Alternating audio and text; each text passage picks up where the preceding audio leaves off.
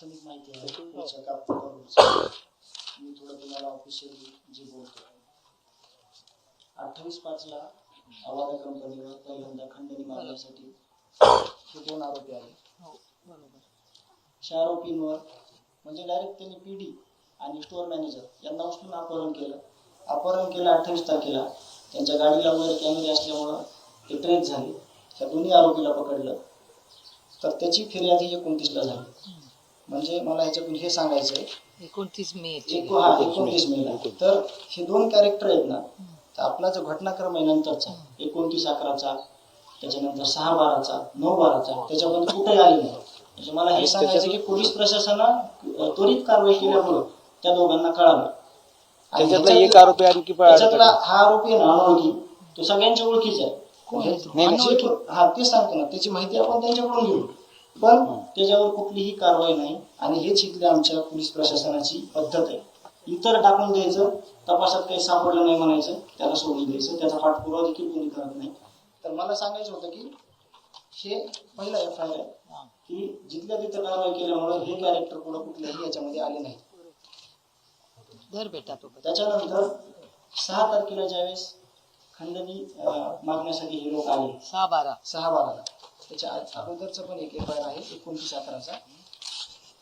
तोच 29च्या तारखेत आला. नाही हा तसं ही सिक्वेन्स अशी आहे. 29/11ला ज्यावेळेस इथं खंडणी मागायला आले त्यांच्या नावाखाली, त्यावेळेस हे तेजच्या एका राजकीय कार्यालयात बसले होते तालुका अध्यक्षाच्या, जो की ह्याच्यातला खुनाचा आरोपी आहे विष्णू चाटे. तर 29/11ला हा जो टायमिंग आहे ना, त्या टायमिंग मध्ये हे महाशय त्याची एक रजिस्ट्री होती. ही ह्या धमकीचा जो टायमिंग आहे आणि इथल्या रजिस्ट्रीचा टायमिंग आहे तो सेम आहे. हा टायमिंग ही दुसरी घटना इथली. त्याच्यावर पण कुठलीच कारवाई त्यावेळेस झाली नाही. ही केस संतोष अण्णाचा खून झाल्यावर पोलिसांना कळलं की करायला पाहिजे. त्यावेळेस देखील हे लोक तिथे गेले, बसले, त्यांची कुठलीही तक्रार घेतली नाही. कारण का वरून फोन आला एकदा तक्रार घेऊ नका, तर इथं कुणी जरी आलं, किती जरी मुर्दे पडले, तर इथलं पोलीस स्टेशन तिथली कुणाची केस घेत नव्हतं. ही वास्तविकता आहे. ही बाप्पांना माहिती आहे, ही सगळ्या आमच्या पंचक्रोशीत माहिती आहे, सगळ्यांना माहिती आहे. तुम्हाला त्याचे पण काही पुरावे आहेत माझ्याकडं की अण्णांचा खून झाला, पण हाफमटर इतक्या प्रकारचे झालेले आहेत. डायरेक्ट लेकरा बाळात बसलेल्या बापाला उचलून नेऊन मारलेले आहेत. ते लोक समोर येत नाहीत काही, भीतात ते लोक. आज जरी कुठे गेले लोक, तरी त्यांना वाटतं आपल्या भाऊंकडून कुणी येऊन आपल्याला मारतं का काय. तर हे झालं 29 तारखेचं, जो की FIR याचा कधी झाला, घटना झाली 29ला आणि FIR झाला 11/12ला खुनाच्या नंतर. ज्यावेळेस त्यावेळेस पप्पा तिथं बसले, तिथून त्यांचा मेल पडल्यानंतर हे सुद्धा FIR झाला नाही, तर हा सुद्धा FIR होत नव्हता. त्याच्यानंतर 6 तारखेला ज्यावेळेस ही घटना घडली, आरोपी परत आले, वॉचमॅनला मारहाण केली. वॉचमॅनला मारहाण केल्यानंतर एक गावचा प्रमुख म्हणून तिथून फोन आला की असे भांडण चालले. त्यावेळेस भावाला देखील मारलं. गावाले भरपूर होते. त्या दिवशी महापरिनिर्वाण दिन होता. त्या दिवशी मग गावातले काही लोक आले. शनी सरपंचाला हात म्हणजे मारलं, शनी त्यांना मारलं. पण ती भांडणं अशी होती की सोडासोडीची. मी स्वतः, तुम्ही इन्क्वायरी करा, PSI शिंदे साहेबांना बोलून घेतलं की मसाजोगच्या स्टोअरला अशी भांडणं चालले, त्या जे कोणी आहेत त्यांना घेऊन जा. आणि आम्ही त्यांना अंगाला हातही नाही लावता दोघा भावांनी. हे सगळे लोक त्यांना बाबासाहेबांची शपथ खाऊन थांबवले आणि हे आरोपीला सोडलं. त्या आरोपीच्या गाडीमध्ये, जी की खुनाला गाडी होती, त्याच्यात सगळे हत्यार होते. तरी देखील ती गाडी सकाळी 7ला इकडे चक्रा मारती मसाजोगला. हे आरोपी संध्याकाळी 11:30 वाजता जामीन होती यांची, टेबल जामीन. आणि तो जामीन करणारा बालाजी तांदळे, जो की CID ऑफिसला, जो रजाया पुरवतो ह्यांना पांघरायला, आरोपीला पाण्याच्या बिस्लरी पुरवतो, हे इथपर्यंत ह्या घटनाक्रम झालेला आहे या 29 तारखेचा. त्याच्यानंतर अॅट्रॉसिटी 12 तारखेला झाली. खून झाला 9 तारखेला, अॅट्रॉसिटी झाली 12 तारखेला. ही अॅट्रॉसिटी 6ची. ही जर अॅट्रॉसिटी 6च्या 6ला झाली असती, तर ह्या जे थोरकर्मी लोक आहेत हे कमीत कमी 15-20 दिवस मध्ये असते. यांना कळलं असतं प्रशासन काय, शासन काय, कायदा काय, गुन्हा केल्यावर काय होतं. हे बिलकुल झालेलं नाही. आणि मग त्याच्यानंतरची स्टोरी अशी की ज्यावेळेस माझ्या भावाचा मृत्यू झाला, त्यानंतर मिसिंगची केस 3.5 घंट्याने यांनी आमची गडबडीत बाहेर होतो तर आम्ही तर सही करायला मध्ये बोलून सही घेतली, इथपर्यंत झालं. त्याच्यानंतर घटना घडली 7 पर्यंत. सगळे लोक गावातले रस्त्यावर बसले रात्रीच्या 1 वाजेपर्यंत. तोपर्यंत कुठलेही कुणी त्याचा फेरबदल केला नाही, कुणी पुरवणी एफआयआर घेतला नाही. रात्री 1 वाजता शब्द दिला, जे PI बल्लाळ आहेत, ऑडिओ क्लिप त्यांचे आलेले आहेत, त्यांचे काय संबंधित कोणासोबतचे, तर त्या बल्लाळांनी इथं सांगितलं की 9 वाजेपर्यंत आम्ही आरोपी तुमच्याकडे आणतो, तुम्ही आता उठा. बाया, माणसं, लेकरं, सर्वसामान्य माणसं रस्त्यावर बसलेले होते. मग सकाळी 9 वाजेपर्यंत त्यांनी कुठलीच कारवाई केली नाही. रात्री घटना घडल्यावर 10:30 वाजेपर्यंत आरोपींचे फोन चालू होते. मी स्वतः विष्णू चाटेला 12:30 वाजता फोन केला, तरी फोन चालू होता. यांनी कुणालाही ट्रेस न करता कुणालाही पकडलं नाही. हे आरोपी वाशीकडे गेले, त्याचे कारण होतं तिथं की PSI घुले नावाचे यांचे नातेवाईक होते ह्या आरोपींचे. त्यांनी सांगितलं की पुढे पोलीसच्या गाड्या आहेत, तुम्ही कोणत्या ठिकाणी गाडी थांबवायची, कुठून पळून जायचं. आणि म्हणले पुढे जंगल आहे. कुठं जंगल आहे? वाशीमध्ये जंगल आहे असं तुम्ही बघा नेटवर्क किंवा सॅटेलाइटवर, तिथं जंगल आहे का बघा. हे म्हणले जंगलात पळाले आणि तिथून निसटून गेले. हे झालं. त्याच्यानंतर मग आदरणीय मनोज दादा इथं जवळपास 4 वाजता आले होते, ते रात्रीचे 11 वाजेपर्यंत होते. त्यांनी पुरवणी एफआयआर करून घेतला. त्याच्यानंतर PM केलं. 1:30 वाजता इथं ज्यावेळेस अंत्यविधी झाला भावाचा, त्यावेळेस मनोज दादा इथं होते. जर दादा येऊन बसत नाहीत तर ह्या घटनेची सुरुवात होत नाही आणि तुम्ही देखील कोणी आमच्याकडे येत नाहीत, कारण का तिथंच विषय सगळा संपत होता. त्यावेळेस गुन्हा नोंद झाला. गुन्हा नोंद झाला त्या दिवशी. दुसऱ्या दिवशी 11 वाजता गुन्हा नोंद झाला. आपण बसलो त्याच्या या जागेवर आपल्या. म्हणजे इतक्या भयावह म्हणजे हे प्रकरण आहे. मग पुरवणी जबाब केला. त्याच्यानंतर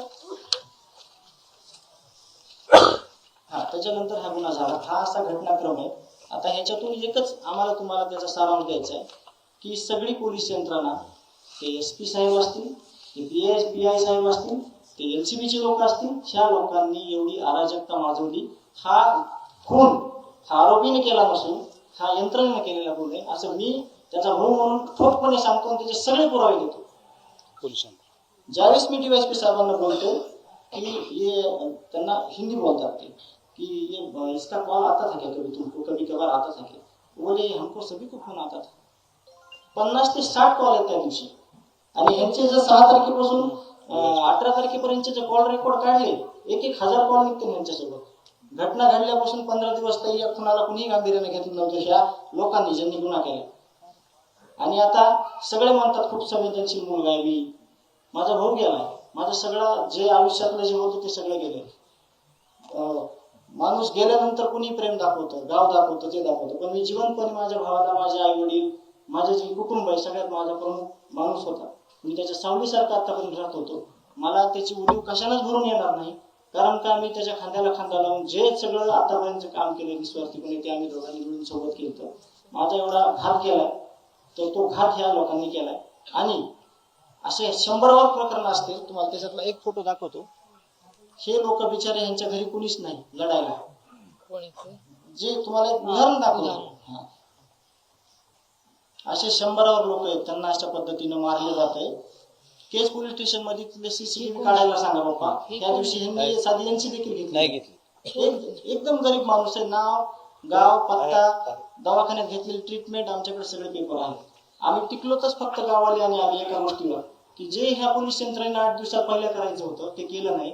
पण आम्हाला जर तसं त्यांच्यावर भरोसा टाकून बसलो असतो तर काही आमचं कोणी ऐकून घेतलं नसतं. आमच्याकडे सगळ्या गोष्टींचे पुरावे आहेत. सगळे CCTV हे समाजातून आलेत. काही पत्रकार बंधूंकडून आले, काही चळवळीतल्या लोकांकडून आले, काही गावकऱ्यांकडून आले. हे दुर्दैव आहे.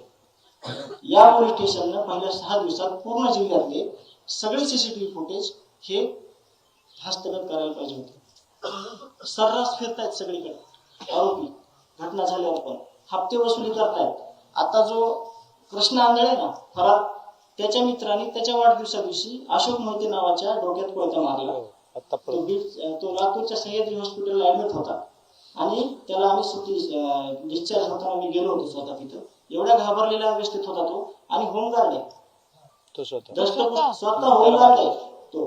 म्हणजे ह्या घटना अगोदर पण घडत होत्या आणि पुढे सुद्धा ह्या घटना अशा घडतात की लोक जे आहेत ना, आरोपीची सुनावणी असेल ना ताई, त्याचं मनोबल वाढवण्यासाठी येत आहेत आणि आम्हाला दाखवत आहेत की म्हणजे आम्ही त्यांचं समर्थन करतोय. आम्हाला कुठेतरी भीतीयुक्त वातावरणात आम्हाला भीती वाटावं. पण मी स्वतः, माझं कुटुंब आणि गाव आम्ही कधी घाबरणार नाही.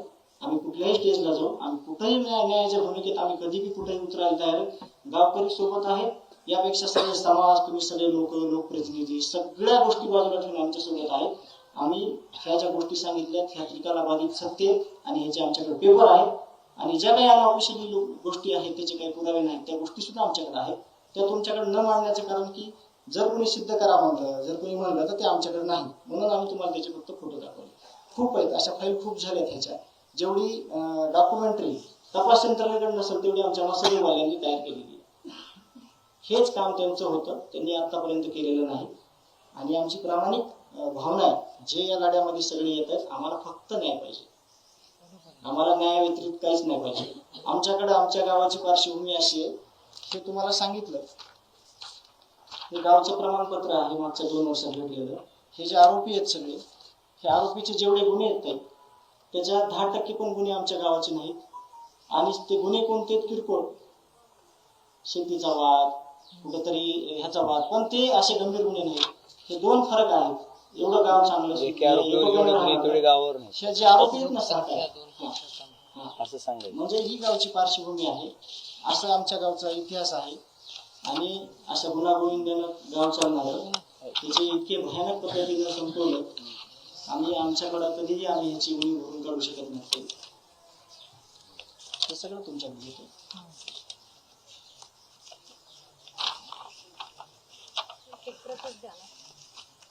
कुठंतरी पहिल्यांदा जातीवादाचा मुद्दा आणायचा बघितला तर जे काही सामाजिक क्षेत्रातले लोक आहेत, दीपक काका नागेरगोजे खूप चांगलं काम आहे. 1000 मुली त्यांच्याकडे अनाथ त्या सांभाळतात, त्या डॉक्टर होत आहेत, इंजिनियर होत आहेत. त्या लोकांचं मनोगत आहे, फक्त गावाविषयी त्यांचं काय मत आहे हे खाली जोडलेलं आहे. आणि आताचं जे ध्वजारोहण आहे 26 जानेवारीचं, जे आरोपी आहेत त्याच गावचे, ते दत्ता दादा बारगाजे, दत्ता भाऊ बारगाजे म्हणून त्यांचा एचआयव्हीग्रस्त मुलांसाठी, विधवा महिलांसाठी एक आश्रम आहे इथं. त्यांचं ते काम करतात. त्यांचे विचार जरी आपण बघितले संतोष अण्णाच्या विषयी तरी सगळं कळतंय त्या गावाचा इतिहास काय आहे. त्याच्यामध्ये एक मुद्दा राहिला. 9 डिसेंबरला त्या दिवशी घटना घडली तर गावातले काही तरुण केस पोलीस स्टेशनला गेले, पण केस पोलीसवाल्यांना दिशाभूल केली. इकडे जीवाचीवाडी म्हणून गाव आहे आणि संतोष अण्णाला चिंचोली शिवारात नेलं. पोलीसवाल्यांना सांगितलं तुम्ही जीवाचीवाडीकडे शोधा, म्हणजे जाणीवपूर्वक दिशाभूल केली पोलीसवाल्यांना. केस आरोपी झाले पाहिजे.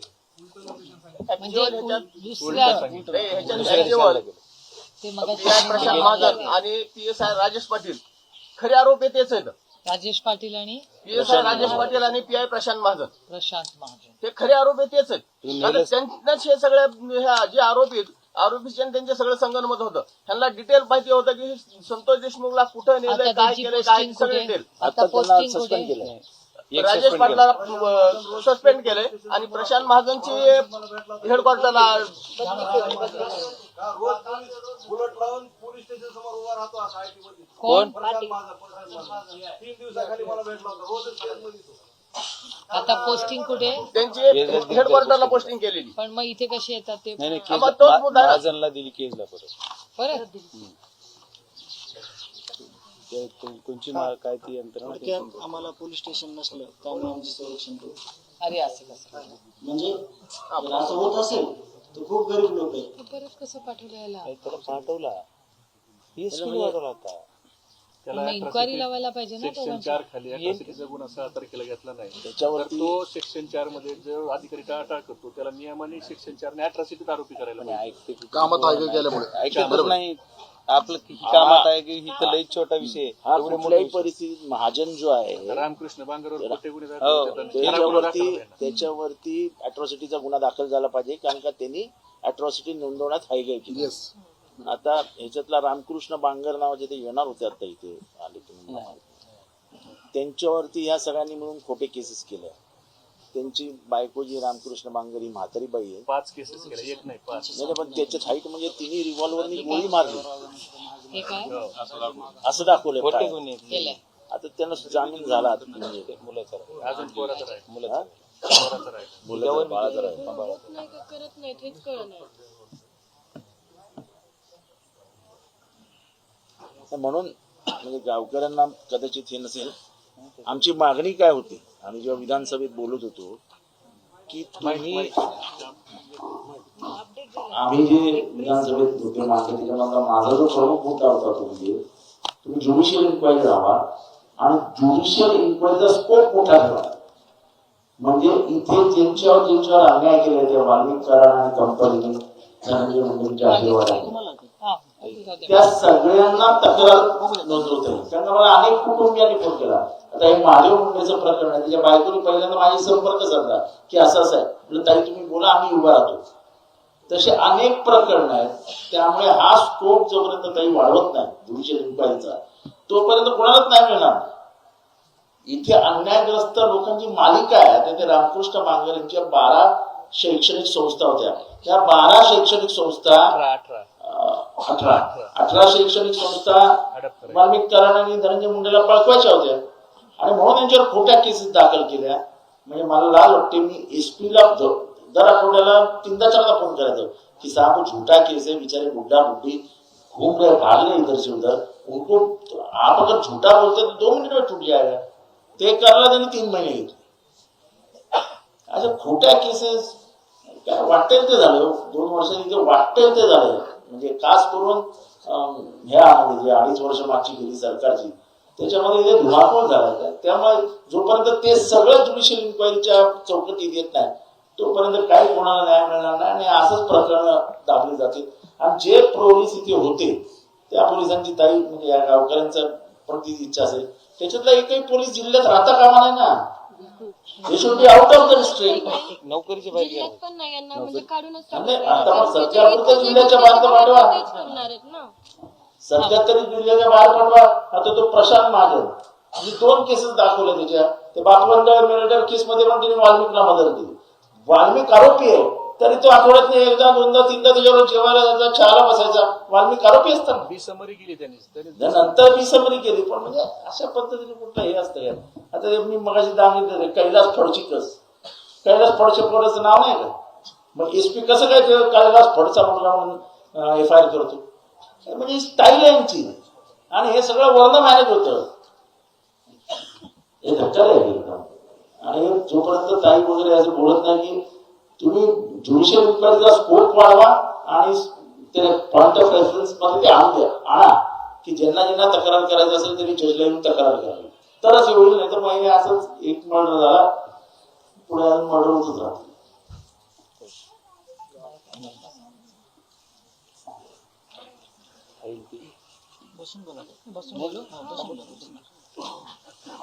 नमस्कार सगळ्या गावकऱ्यांना. रामकृष्ण हरी. खरं तर मी काही इथे भाषण करायला आलेले नाही. मी फक्त या कुटुंबाची भेट घ्यायला. ही पण कुणाची तरी लेक आहे, मी पण कुणाची तरी लेक आहे. की माऊली 40 वर्षाची पण नाही आहे, तिच्या कपाळावरच कुंकू नाही. त्या आईची अश्रू अनावर आहे. कुठल्या आईला सगळ्यात जास्त दुःख काय होऊ शकतं हे प्रत्येक आईला समजतं. आपलं मूल जाणं ह्याच्यापेक्षा मोठं काय दुःख असतं. माझ्या मावशीचा असाच एक मुलगा खूप लहान वयात गेला आणि आज त्या गोष्टीला 20-25 वर्ष झाली असतील. माझी मावशी नाही सावरली असून. तिचा तर बिचाराचा ऍक्सिडेंट झाला होता. म्हणजे आज इतकी वर्ष झाली तरी तिच्या प्रत्येक बोलण्यात त्याच्यामुळे एक आईचं दुःख, एक बहिणीचं दुःख, एक लेक, एक मुलगा. आपण खरंच त्या कुटुंबाला न्याय कधी देऊ शकू कारण का त्यांचे वडील परत आल्याशिवाय हा न्याय कसा. पण तरी एवढ्या समजूतदार पद्धतीने कुटुंब वागते. त्या पद्धतीने या लेखीला मी बघते आणि मी तुम्हाला खरंच सांगते, अतिशय प्रांजळपणे आपल्याला सांगू इच्छिते की आदरणीय पवार साहेब येऊन गेले. इथे बरेच सक्षना, बाप्पा, संदीप हे सगळेच इथे येत होते आणि माझी खरंच इच्छा होती की हा राजकारणाचा विषयच नाही. या भारताचा, या महाराष्ट्राचा एक लेख आपण गमावलाय आणि त्याच्यामुळे या विषयामध्ये आपण राजकारणी म्हणून कोणीही त्याच्यात पडू नये, पण माणुसकीच्या नात्याने न्याय यायला मिळाला पाहिजे. ज्या भारतरत्न डॉक्टर बाबासाहेब आंबेडकरांनी आपल्याला संविधान दिलं, आपल्याला आपले अधिकार दिले, त्याच्यात एका कुटुंबाला एकूण 70 दिवस झाले न्याय मिळत नाहीये हे धक्कादायक. आणि ज्या काही घटना गेल्या 8-10 दिवसात झाल्या ते इतक्या अस्वस्थ करणाऱ्या होत्या. म्हणून मी ठरवलं की आता काही होऊ दे, बाकी कोणी जबाबदारी घेऊ दे किंवा नाही, पण एक माणुसकीच्या नात्याने हा लढा सुप्रिया सुळे लढणार आहे, हा शब्द मी तुम्हाला इथे देतो. आणि याच्यात पक्ष नाही, काही नाही, काही नाही. कारण काही इलेक्शन येतात, पक्ष असतात, आमचे मनभेद सगळे असू शकतात आणि असलेच पाहिजे ते कसं शक्य लोकशाही. पण ती लोकशाही आहे, ही माणुसकी आहे. आज मला असं वाटायला लागलं की महाराष्ट्रात माणुसकी विसरलोय का हो आपण, हा प्रश्न माझ्या मनात येतो. म्हणजे मला विचाराल तर माझी जरी माननीय मुख्यमंत्र्यांची आमचे राजकीय टोकाचे मतभेद आहे, पण माझी त्यांच्याकडून खूप अपेक्षा होती. कारण का देवेंद्रजी या राज्याचे मुख्यमंत्री झाले, एक सुसंस्कृत नेतृत्व आहे. मला खरं तर वाटलं होतं की ही कुटुंब जेव्हा त्यांच्याशी बोललं असेल तेव्हा तुम्हाला 8 दिवसातच न्याय मिळेल अशी माझी अपेक्षा होती, माझी इच्छा होती, अपेक्षा होती की ठीक आहे यार, राजनीती तो चलती रहेगी. पण अशा काळामध्ये एक सिग्नल दिला पाहिजे वरून की हे राज्य आता मी चालवतो आणि या राज्यात मी अशी कुठलीही कृती सहन करणार नाही. तो सिग्नल वरून दिला पाहिजे. प्रत्येक पोलिसाला कळलं पाहिजे की आजपासून जो कोणी मधला नेता असेल त्याचं आता खपवून घेतलं जाणार नाही. हे राज्य हे छत्रपतींच्याच संस्काराने चालेल, शाहू फुले आंबेडकरांच्याच संस्काराने चालेल. आणि म्हणून मी आज एक महाराष्ट्रातली महिला म्हणून, खासदार म्हणून नाही, मी मुख्यमंत्र्यांना मी जाणार आहे, मी त्यांना वेळ मागणार आहे आणि माझा पदर पुढे करणार आहे की बाबा आमच्या पदरामध्ये आमच्या या भावासाठी न्याय. आणि हे जे अंधाधुंदी कारभार चालला, तुम्ही आंदोलन वगैरे काय करू नका, तुमचा लढा आम्ही लढू. मग तुम्ही अन्न सोडू नका, खरंच सोडू नका, माझी विनंती राहील गावकऱ्यांना. तुम्ही आम्ही सगळे ताकदीने लढू. बाप्पा या देशामध्ये ही गोष्ट कुणामुळे कळली तर बाप्पानी कळली. बाप्पा म्हणला मी उभं राहतो, भाषण करतो. म्हणलं काय बोलणार? उभे राहिले आणि म्हणले की जोपर्यंत त्यांना फाशी मिळत नाही मी स्वस्थ बसणार नाही. बीडच्या केसमध्ये फाशी झालीच पाहिजे, परभणीच्या केसमध्ये आम्हाला न्याय मिळाला आणि बसून गेले. म्हणलं अरे अजून काय बोल? ते म्हणलं अजून मला काय बोलायचंच नाही, मला फक्त न्याय पाहिजे आणि मला ह्याचं राजकारण करायचं नाही, म्हणून मी फक्त फाशी मागतोय, मला बाकी काही नको. जो कोणी गुन्हेगार आहे त्याला फाशी झालीच पाहिजे. आणि आम्ही त्यानंतर मी फारशा बाहेर कोणाला बोलले नाही, कारण का मला बोलायचं नव्हतं बाहेर. मला तुम्हाला हे पण स्पष्टपणे सांगायचं की ह्याचा आम्ही दोघांनी बाहेर बोललेलं नाही. बाप्पा तुमच्या परवानगीने मी बोलते की एक 8 दिवसापूर्वी बाप्पा आणि मी आम्ही अमितभाई शाहना परत जाऊन भेटून आलो आणि त्यांनी आम्हाला शब्द दिला की ते जातीने लक्ष या विषयात द्या. त्यामुळे मी पुन्हा सांगते, मला याच्यात राजकारण करायचं नाही. आम्ही दोघं फोटो टाकू शकलो असतो बाय स्टेटमेंट, पण मी केलं नाही. याचं कारण असं की एका गृहमंत्र्याकडे आम्ही दोघं लोकशाही पद्धतीने न्याय मागायला.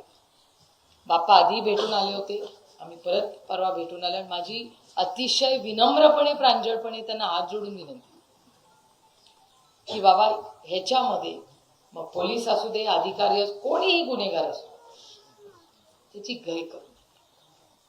या राज्याने एवढं मोठं मतदान करून तुम्हाला केलं, न्याय जर मिळाला तर काय करायची ती सत्ता मला सांगा. आता त्यांनी मला त्यांच्या कुटुंबाचा एक फोटो दाखवला, अप्रतिम, म्हणजे दृष्ट लागली तुमच्या फोटोला. मला विचार आणि मी तुम्हाला शब्द देते की मी कोणाला कुठे भेटणार नाही, काही करणार नाही आणि कॉम्प्रोमाइजचा तर विषयच नाही. सत्यमेव जयते, सत्याचाच विजय झाला पाहिजे. जो कोणी याच्या मागे असेल त्याला आपण फाशी ही मिळालीच पाहिजे. मी या मुलीला शब्द, मी त्याच्या आईला आणि आजीला याच्या शब्द दिला की ह्याच्यात राजकारण नको. तुम्ही म्हणता तसं काय कोणाचं होईल त्याला आपलं काही घेणं देणं, पण ह्या बीडमध्ये ही सगळी जी मस्ती आहे ना यांची, ही उतरलीच पाहिजे. ही सत्तेची आणि पैशाची मस्ती आहे.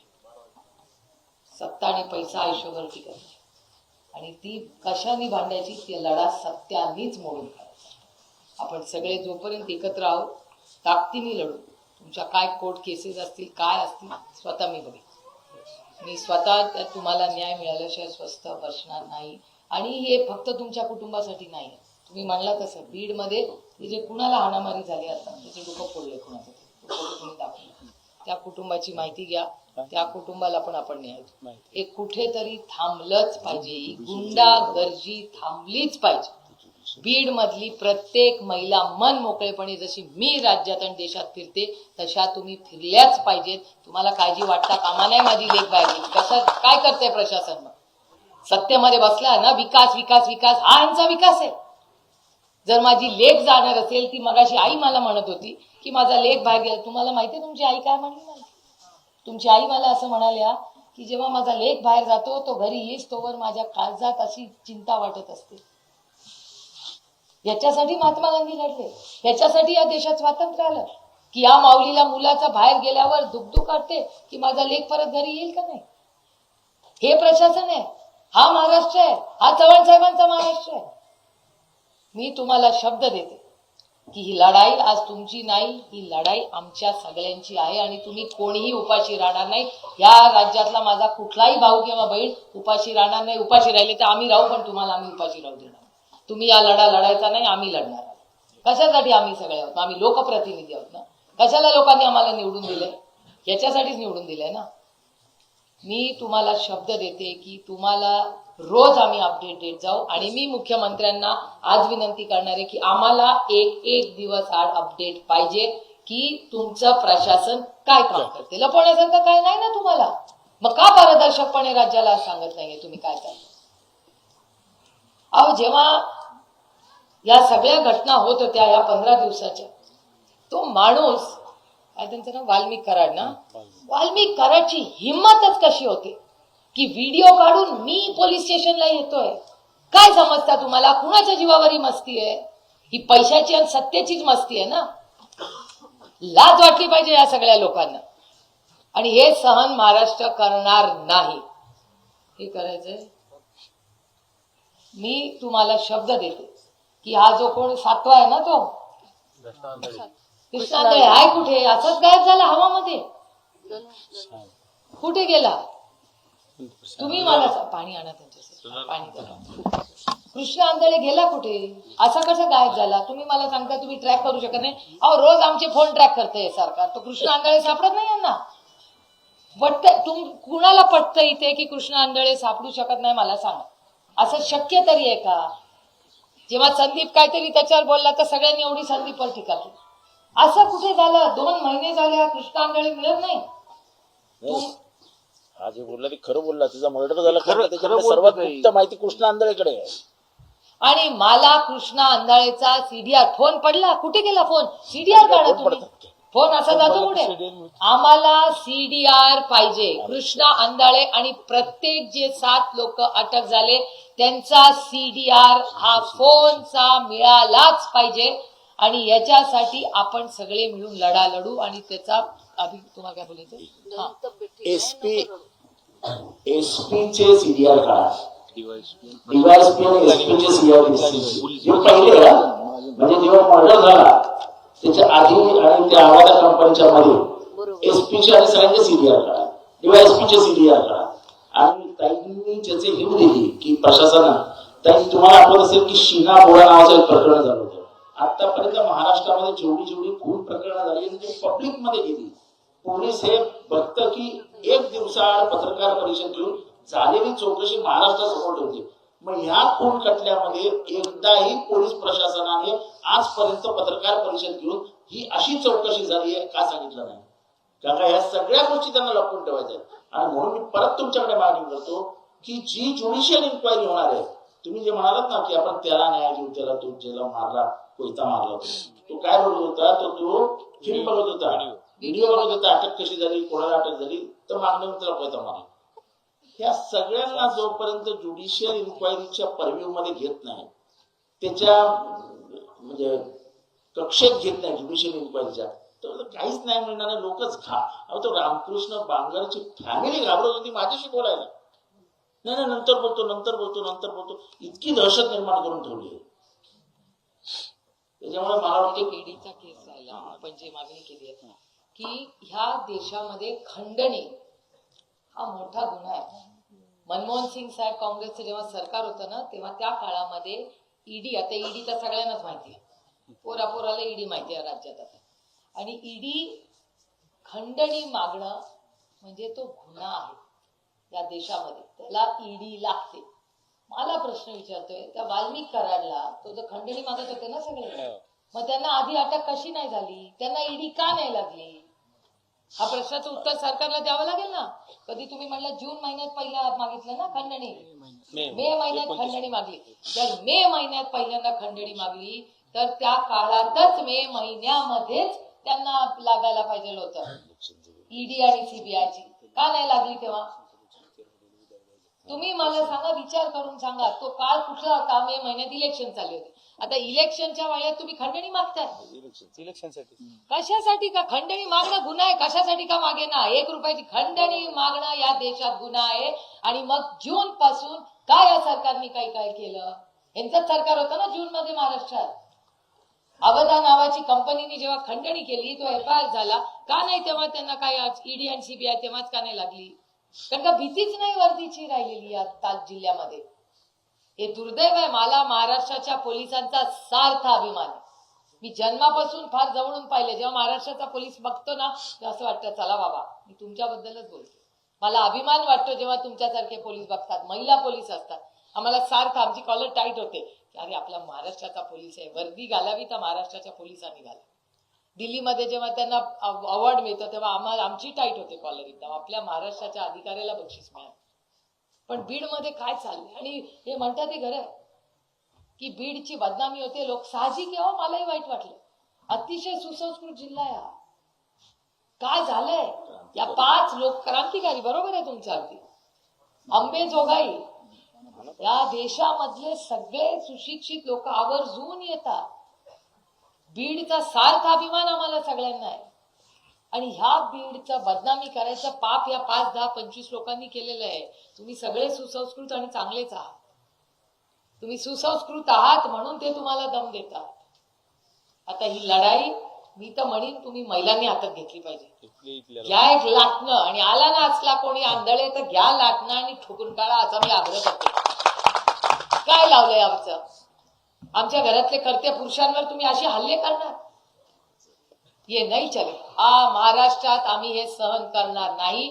आणि माझी पुन्हा खूप विनम्र विनंती आहे तुम्हाला की तुम्ही अन्नत्याग प्लीज करू नका. तुम्ही गाव फार दुःखातून गेले, तुमचं कुटुंब दुःखातून गेलं. वेळ पडली तर आम्ही सगळे अन्नत्याग करू, पण तुम्ही करू नका अशी माझी विनंती. त्याच्यामुळे मी मनापासून जे झालं त्याच्याबद्दल मनापासून दिलगिरी व्यक्त करते. माझ्याकडे शब्द नाहीयेत खरं तर, काय बोलणार तुमच्याकडे.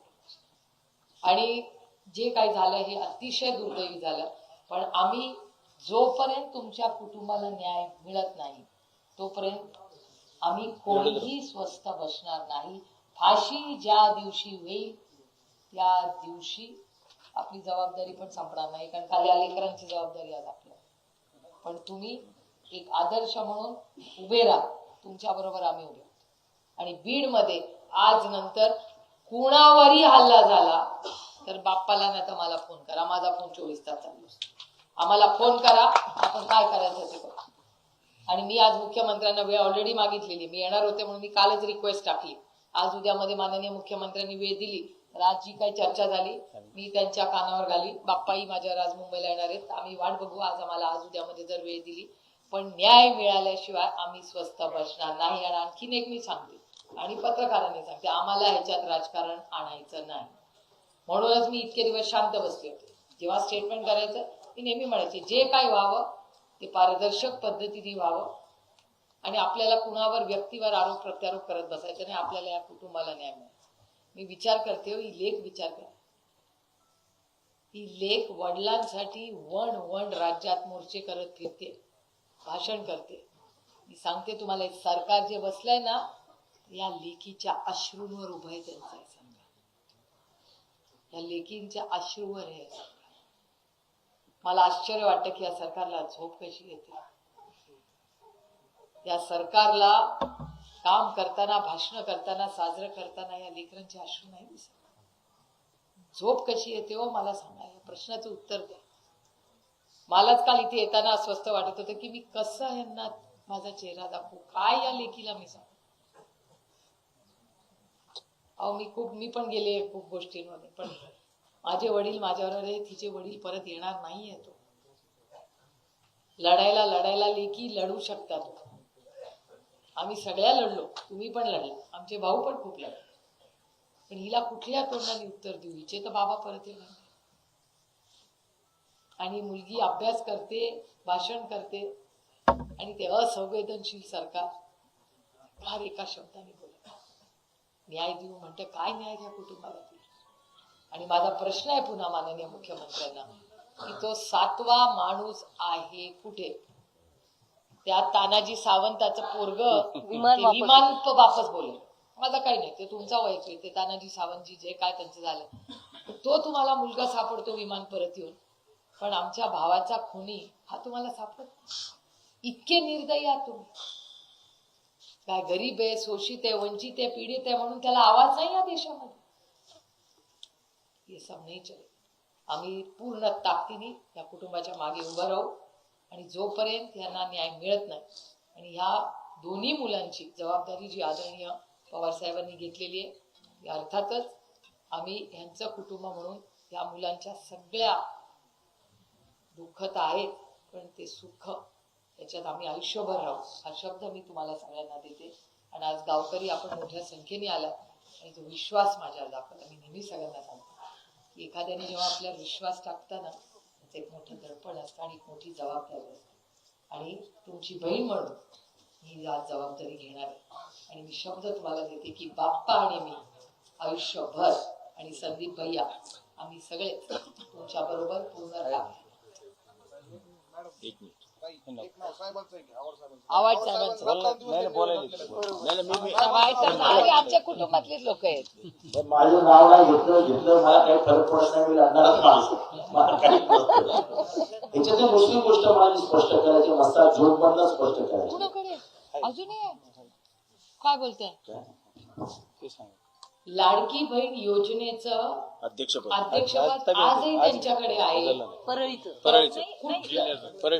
एसडीएम सांगतायत की ज्या दिवशी म्हणजे ते इन्फोर्स मध्ये अगोदरच्या सरकारमध्ये होतं तर ते गेलं, पण मी स्वतः विचारलं एसडीएम तर ते नाहीये, आता रनिंग नाहीये असं त्यांनी मला सांगितलं. लिहून घ्या त्यांच्याकडून, लिहून मागून घ्या, मागणी करून घ्या. मला थोडीशी सुस्पष्टता याच्यात अशी करायची आहे की मी जेव्हा पहिलं भाषण केलं तेव्हा सांगितलं होतं की ही माणुसकीची हत्या आहे. खरंच आहे. इतक्या अमानवी पद्धतीने एखाद्याला मारणं हे माणुसकीला शोभणार नाही. त्यामुळे उभा महाराष्ट्र जो उभा राहिला माझ्यासकट, तो माणुसकीच्या नात्याने उभा राहिला की हे नाही चांगलं. तेव्हा मी उभा राहिलो तेव्हा माझी जात तुम्हाला माहिती, मी वंजारी विरुद्ध मराठा लढा नव्हता कधी. हा मानवी मनातली जी विकृती आहे त्याच्या विरुद्धची लढाई आम्ही लढत होतो. जे बाबासाहेबांनी सांगितले की अन्याय अत्याचाराविरुद्ध तुम्ही उभं राहिलं पाहिजे, आम्ही उभे राहिलो. याला कुठेही वंजारी मराठा असा स्पर्श नाही. ही महाराष्ट्राच्या मातीची लढाई आहे, कारण का ही माती एका वेगळ्या पद्धतीने पुढे गेली आहे. हे शाहू फुले आंबेडकरांचे विचार आहेत सगळे. त्यामुळे जातीपातीचा स्पर्श न देता आपल्याला वाल्मिक कराड हा वंजारी समाजाचा चेहरा होऊ शकत नाही. गेल्या मागच्या 3 वर्षामध्ये 40 IAS तयार केले वंजारी समाजाने, ते चेहरे आहेत आमचे. हा कसला चेहरा मारायला? हे असले काही चेहरे होत नाही. महाराष्ट्रातले तमाम वंजारी समाजातले लोक फोन करतात, म्हणाले आम्हाला गावामध्ये तोंड दाखवायला लाज वाटते.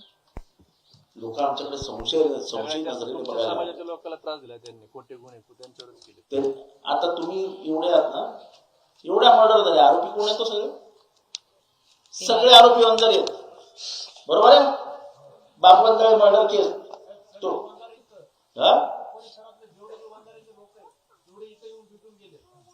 नाही, तेच तुम्हाला सांगतो. तर त्याला माझी स्पष्टता ही आहे की ही माणुसकीची हत्या झाली आहे आणि त्याच्या विरुद्ध आपल्याला लढायचं आहे, आणि ताकदीने सर्व समाजाने एकत्र येऊन लढायचं. ही आमची भूमिका आहे, आणि त्या भूमिकेपासून आम्ही कुठेही बाजूला जाणार नाही. माझी एवढीच सगळ्यांना विनंती आहे की हे सगळे जे गुंड आहेत ना, त्यांना माफी नाही. कुठलाही गुंड आज बीड मध्ये जो फिरत असेल त्याला माफी नाही, आणि जो नेता या गुंडांच्या मागे उभा राहील त्याचा पर्दाफाश केल्याशिवाय मी स्वतः बसताना येईल. ये नहीं चलेगा, ये गंदी राजनीति आज के बाद महाराष्ट्र में नहीं चलेगी. कोणी असू दे तुम्हाला, कोणीही, हे नाही चलेगा. कारण का ह्या सगळ्या वाल्मिक कराड टाईप लोकांच्या मागे कोणीतरी शक्ती आहे, त्या शक्तीशिवाय हे होणार नाही. कुणाच्या जीवावर धनंजय मुंडे शक्ती कोणी का असे ना कोणी त्याची इन्क्वायरी झाली पाहिजे इन्क्वायरी झाली पाहिजे पोलिसांचीही झाली पाहिजे राजीनामा झाला आणि पाहिजे. त्या राजकीय नेत्यांची पण झाली पाहिजे हे उतरलं पाहिजे राजीनामा झाला पाहिजे त्यांचा.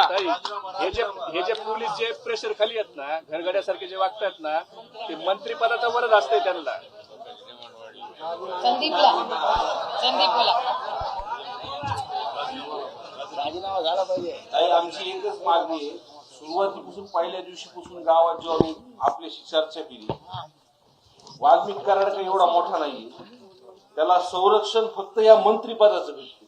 अशाच मंत्रिपदाचं जे धनंजय मुंडे साहेब जे मंत्री आहेत ना त्याचं संरक्षण भेटतंय. हे सगळे सरेंडर झाले, एका गाडीमधून येते. प्लीज मला पोलीस- भयंकर राग येतो हे ऐकल्यावर पोलीस सरेंडर कसले स्टेशनमध्ये झाले का उपकार पोलीस केले का स्टेशनमध्ये आपल्यावर गेल्यानंतर हातात सगळे दोरे गंडे होते. साहेब आवाड साहेब आपण सुद्धा लय ताकदीने मांडले सभागृहात माझ्यासोबत यांनी. हो. आणि त्यांना जोपर्यंत त्यांचा राजीनामा देत नाही ना हे सगळं हे बघा त्यांची फाईल बघा काय काय त्यांनी जमा केले. एकदा त्यांचा राजीनामा झाला ना हे सगळेच फासावर चढतील बघा. तुम्हाला सांगतो एवढीच आमची मागणी आहे सगळ्यांची. हो, संदीप, बाकीच्या आरोपीला ते त्यांचं तोंड झाकलं, हातकाड्या लावल्या आणि ह्यांना का सोडलं तसं? त्याच्यामुळेच त्यांचा राजीनामा झाला पाहिजे. ही प्रमुख मागणी पाहिजे तरी आपली. ह्याच्यात राजकारण हे ते काही नाही.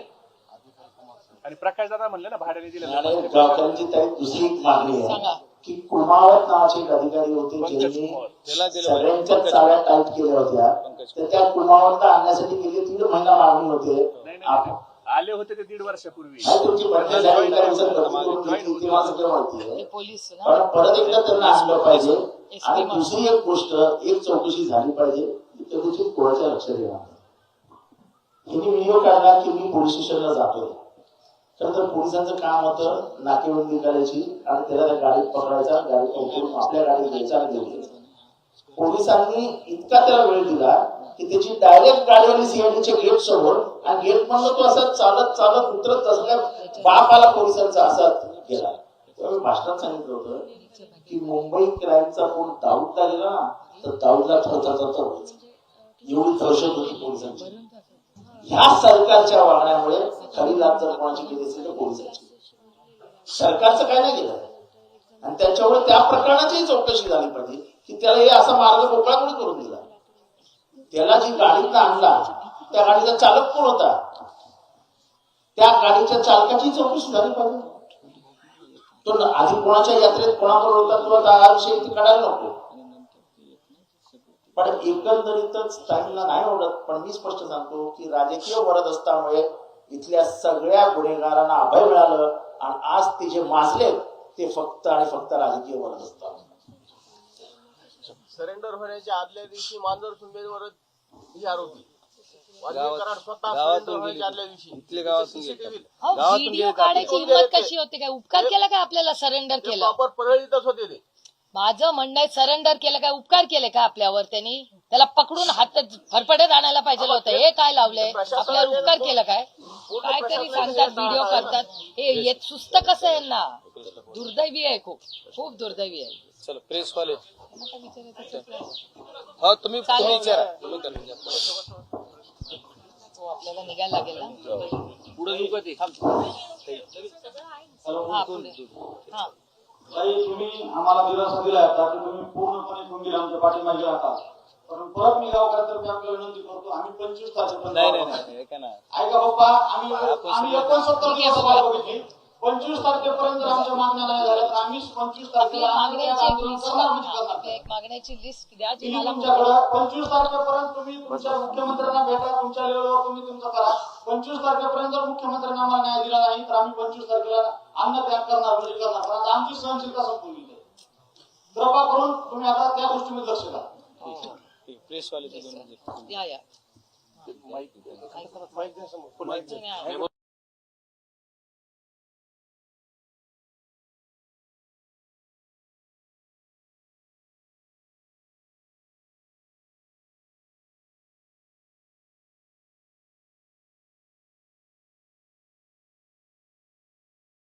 मुख्यमंत्र्यांना रिक्वेस्ट टाकलेली आहे की मला आज उद्यामध्ये त्यांच्या सोयीने ते व्यस्त असतात राज्याचे मुख्यमंत्री आहेत त्यांनी वेळ द्यावी अशी विनंती मी केलेली आहे. एक आणि दुसरं ही जी मागणी आहे की फाशी ही झालीच पाहिजे. आणि मला अस्वस्थ करणारी गोष्ट अशी की आजही त्या सगळ्यांना भीती वाटते. हो, तुम्ही विचार करा ना, आज एवढे अस्वस्थ काय, भीती काय आहे लोकांच्या मनामध्ये? म्हणजे आजही एवढी पोलीस यंत्रणा, एवढी मोठी इन्क्वायरी चालू असताना आजही बीड मधल्या लोकांना जर भीती वाटत असेल तर ह्याचा विचार झाला पाहिजे. आणि ही गुंडागर्दी आहे ना, ही थांबली पाहिजे. इथे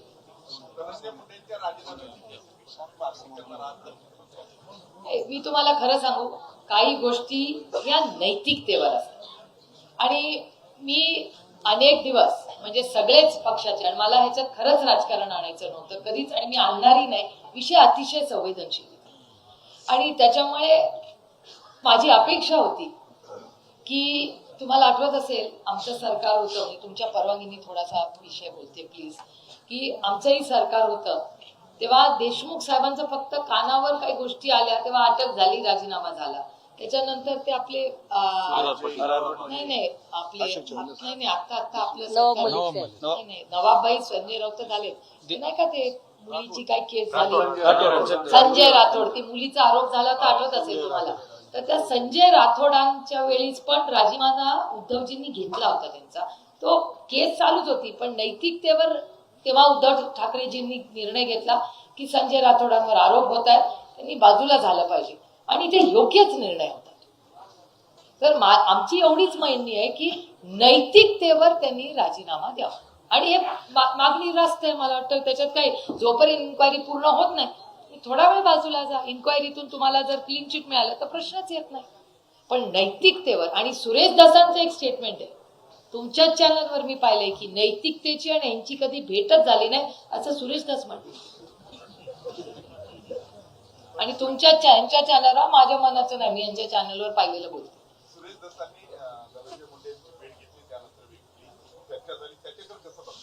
मला खूप वेदना झाल्या, मला खरंच सांगते. एक तर सुरेश दसांनी मी अनेक वर्ष एकत्र काम केलंय पण मला खूप वेदना झाल्या. तुमचे ये उमेद नाही, मला खूप वाईट वाटलं. कारण मला असं वाटलं की हा जो केस लढा आहे, परभणीचा असू दे बीडचा असू दे, हा लढा वैयक्तिक नाहीये हो, हा राजकीय नाहीये, हा या कुटुंबाला न्याय देण्यासाठी आहे. हा एक सामाजिक प्रश्न आहे. तो मोडून म्हणजे जर आज कोणीही खंडणी मागत असेल तर कुठल्याही पक्षाचा माणूस असेल त्याला अटक झालीच पाहिजे. खंडणी वाईट गोष्ट आहे, म्हणजे खून तर फार पुढची गोष्ट आहे, पण खंडणी मागणंच गुन्हा आहे. तर खंडणी मागण्यासाठी या लेकराचं आयुष्य उद्ध्वस्त झालंय, हा कुठला न्याय मला सांगा. मग अशा वेळीस काय झालं पाहिजे, याच्यात आम्ही राजकारण आणलं पाहिजे. ही माणुसकीचा विषय आणि माणुसकी राहिलीच नाही या सरकारमध्ये असं दुर्दैवाने म्हणावं लागतं. त्यामुळे माझ्या खरं तर सुरेश दसांकडून खूप अपेक्षा होत्या.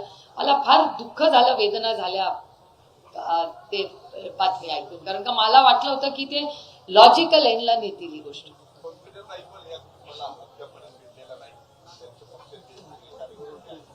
मला असं तो नाही मी एक तर कोणाला काही सलामीला देत बसत नाही, तो त्यांचा वैयक्तिक प्रश्न आहे, त्याच्यावर मी कसं बोलणार. या कुटुंबाला संरक्षण देण्याची गरज आहे, संपूर्ण कुटुंबाला, घराला आणि गावामध्ये. आणि माझा एक प्रश्न आहे हो, मला एक सांगा तुम्ही विचार करून की इथे सिक्युअर आहे ना, ह्यांच्या आईला का भीती वाटते? तुम्ही विचार करा, तिने एक मुलगा गमावलाय, तिला आजही भीती वाटते की दुसरा मुलगा बाहेर. मग प्रशासन काय करतंय? 60 दिवसामध्ये इथे येऊन बसून त्यांनी हे रिझॉल्व्ह करायला पाहिजे होतं, इथे कॉन्फिडन्स द्यायला पाहिजे होता. अहो महाराष्ट्रात बॉम्ब ब्लास्ट झाले, मुंबईमध्ये आदरणीय पवारसाहेब 3 दिवस बसून सगळं त्यांनी ठीक केलं. का नाही या राज्याचे गृहमंत्री बीडला येत आणि म्हणतात 0 टॉलरन्स अगेन्स्ट क्राईम. बीड मध्ये आज नंतर एकही गुन्हा होऊ देणार नाही, ही अपेक्षा आहे माझी देवेंद्रजींकडून. अरे ठीक आहे या राजकारण एका बाजूला, पण देवेंद्रजींकडून माझ्या खूप अपेक्षा आहे आणि होत्या या केसमध्ये. मला वाटलं तर असं पटपट, आता देवेंद्रजी मुख्यमंत्री आहेत, पटपट सगळ्यांना अरेस्ट करतील आणि बीडमध्ये सुजलाम सुफलाम करून 0 टॉलरन्स अगेन्स्ट क्राईम. आज नंतर या राज्यात कोणीही हप्ता मागणार नाही, हे माझ्या त्यांच्याकडून अपेक्षा होती. नाही, दुर्दैव आहे, अस्वस्थ करणार आहे. एवढा मोठा मॅन्डेट या राज्यांनी त्यांना दिलं का नाही हा वेगळा प्रश्न आहे, पण आता तरी दिलाय ना. त्याच्यामुळे ह्या कुटुंबाला न्याय जर सरकार देणार नसेल तर आम्ही तो लढा लढू माणुसकीच्या नात्याने. राजकारण नाही, राजकारण पूर्ण बाजूला या केस. वाल्मिक कराडला 2 बॉडीगार्ड आहेत, त्यांना बॉडीगार्ड नाही.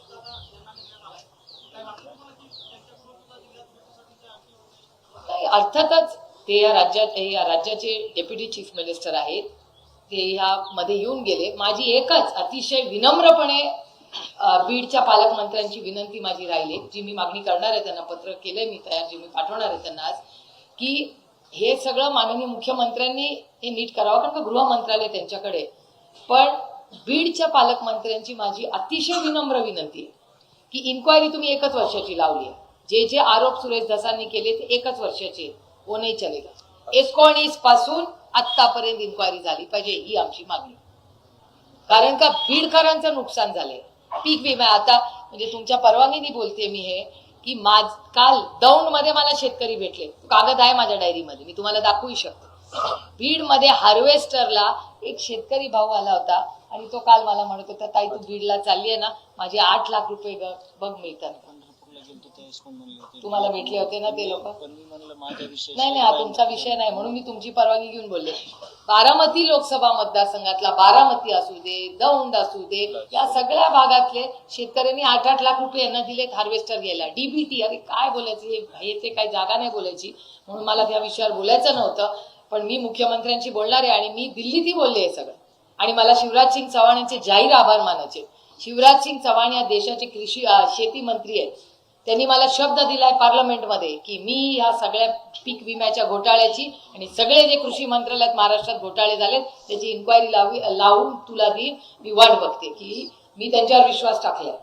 जरी वेगळ्या राजकीय पक्षात असले तरी माझी शिवराज सिंग चव्हाणांकडून प्रचंड अपेक्षा, मोठे नेते राहिले, अनेक वर्ग मुख्यमंत्री आहेत, माझ्या खूप अपेक्षा आहेत की महाराष्ट्राच्या शेतकऱ्याला ज्या कोणी व्यक्तीने फसवलं त्याला शिक्षाही झालीच पाहिजे, ही माझी मागणी. एक मिनिट पूरा होने दो.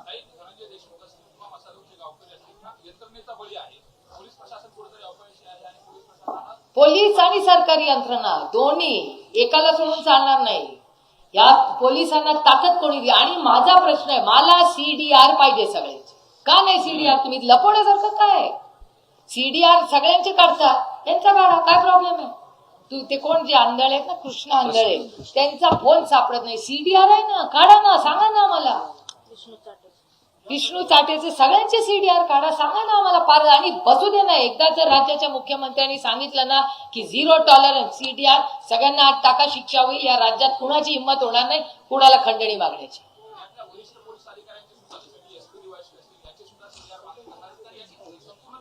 100% आमची मागणी आता संदीप भैयांनी केलीच, बाप्पांनी पण केली की सगळ्यांचे सीडीआर काढा. ते कुणाशी बोलले, कुणाला ते गलिच्छ व्हिडिओ दाखवले, हे आम्हाला माहिती पाहिजे याची.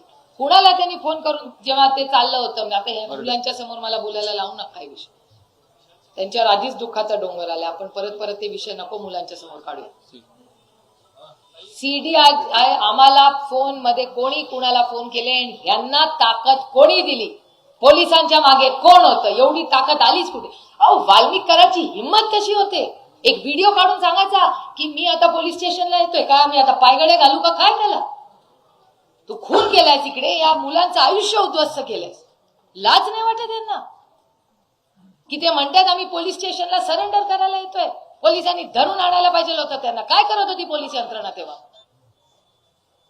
एवढी मस्ती यांना येते कुठून? ही मस्ती कोणीतरी मागे उभं राहिलं म्हणून एवढं सुचतं ना त्यांना. आणि कोणतरी व्हिडिओवर पण मी पाहिलं, कोणतरी मुलगा, त्याचं नाव तो बरोबर अखंड, हे कुठलं आहे? जेलमध्ये पण यांची सगळी सोय चालली आहे. रोहित कोणीतरी नाव होतं, मला आडनाव नाही आठवत, मला रोहित नाव आठवतंय. तुमच्याच चॅनल अस्वस्थ करणार आहे. Not fair. इतका अन्याय आपल्या महाराष्ट्रात होऊ शकतो हे म्हणजे मी खरंच मी या कुटुंबाला सॉरी म्हणते की या प्रशासनाने असं का केलं.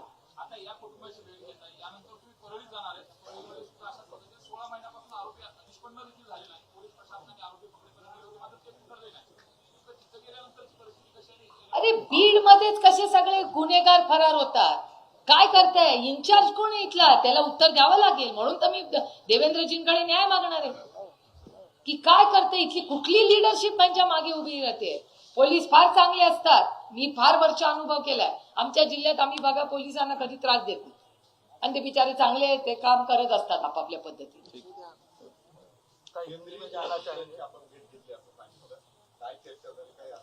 काय त्यांची आणि आमची काही जी चर्चा झाली ती बाप्पा आणि मी केली. मला वाटतं काही गोष्टी सगळ्याच काही माईकवर बोलायच्या नसतात, कारण का खूप विश्वासाच्या नात्याने त्यांनी आम्हाला वेळ दिली. मी अमित भाई शानचे मनपूर्वक आभार मानते की आम्ही वेळ मागितली, त्यांनी तातडीने आम्हाला वेळ दिली आणि आमचं दोघांचं सगळं बोलणं ऐकूनही घेतलं सविस्तर. आम्ही त्यांना समजून सांगितलं की बाबा असं असं आहे, त्यांनी सगळं ऐकून घेतलं आमचं म्हणणं.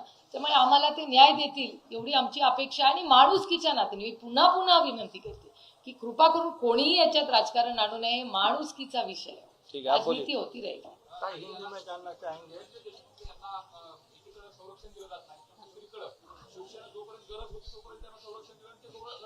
नाही आता ते विषय नाही, आज हे हाच विषय तो नंतर मी साईडला जाऊन तुम्हाला देईन. हिंदी में जानना चाहेंगे, आज आप थोड़ी बार को मिलने को आए और बाद में आप मुख्यमंत्री को भी मिलेंगे, तो मुख्यमंत्री के पास क्या आवेदन? नहीं, हमारी मांग यही रहेगी कि जिन्होंने ये खून और ये गंदी हरकत की है उनको फांसी होनी ही चाहिए और जल्द होनी चाहिए. हम 5 साल और 10 साल नहीं रुकने वाले, हमको फास्ट ट्रैक कोर्ट चाहिए और इसी साल हमको इस फैमिली को न्याय मिलना चाहिए. और जिस तरह अंधाधुंधी यहाँ हो रही है, कौन है इसके पीछे, उनको भी, इन सबको, और जो पुलिस यंत्रणा को ताकत कौन दे रहा है, उसके पीछे कौन करवा रहा है. हमारे महाराष्ट्र की पुलिस बहुत अच्छे है, पुलिस ये नहीं गंदा काम करे, उसके पीछे कोई है जो इनको करवा रहा है ये सब. मंत्री धनंजय मुंडे का राजीनामा का बार बार मांग नहीं होता है, लेकिन अभी तक राजीनामा नहीं, हमारी तो कहती है कि नैतिकता इस पे ही होनी चाहिए.